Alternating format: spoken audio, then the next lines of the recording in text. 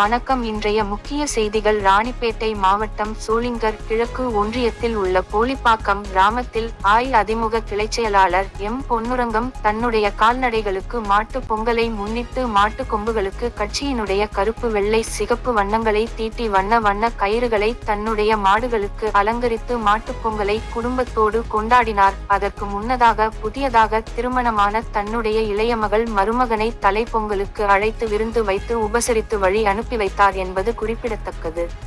போரா விருந்தோம்பல் செய்திகளுக்காக சென்னை இருந்து நிஷா. வணக்கம்.